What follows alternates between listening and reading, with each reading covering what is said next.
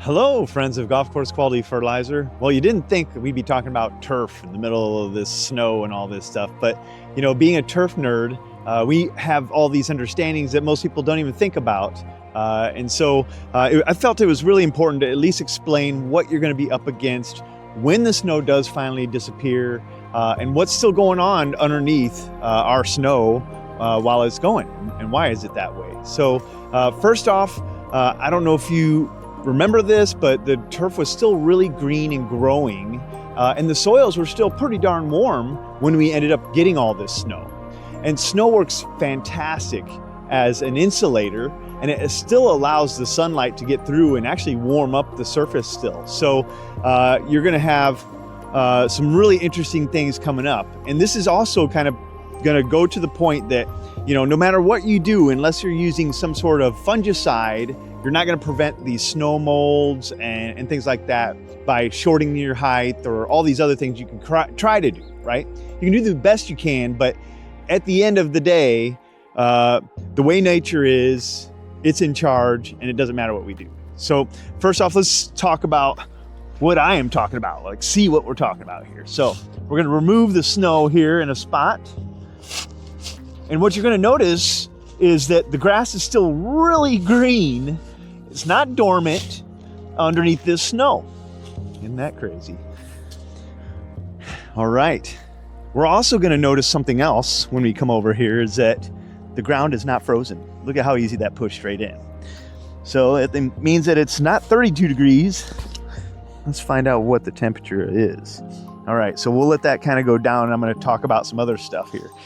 So when you get this insulation and you have this warm ground and you have green, still growing tissue and turf, it's going to be super susceptible to pink snow mold and gray snow mold, because that moisture is now going after, or that fungus is now going after living tissues and stuff. It's going to have all kinds of fun things to propagate. And so if we let this snow, or the snow is going to, there's nothing we can do about it. If we have snow the whole winter, when it starts to finally melt off in February or so, you're gonna find out, holy cow, I have tons of snow mold, or it looks like my lawn is dead, right? And it's just snow mold. So what snow mold does is it flattens it out. It does kill the leaves on it, but it doesn't kill the plant. And so you'd have to go through and blow it or rake it, fluff it up. Even if it's February, I encourage you to go out as soon as you can in order to fluff up that turf, in order to let it start to come back from those diseases, right? And it will come back. It's all cosmetic, and it'll look crazy, but that's what we're going to see. Another thing that we're going to be seeing too is we're going to see continued mole activity, because the ground's not frozen, right? We're 41 degrees in our soil. The worms love that cool temperature, and so they're going to be up at the surface with all this moisture that's holding in at this surface. Moles are going to continue to go. You might even see mole dirt pushing through snow in some places. And so mole activity is going to continue. That's going to be a pain. And then we got voles, those little mice-like guys that will crawl underneath the snow and make all kinds of tunnels and trails. And so, boy, when we wake up this spring, just don't freak out about it. We're just gonna have some work ahead of us, all right? Yeah, 41 degrees. Imagine that, green grass. It's still growing underneath the snow, matter of fact, slowly, but a little, right?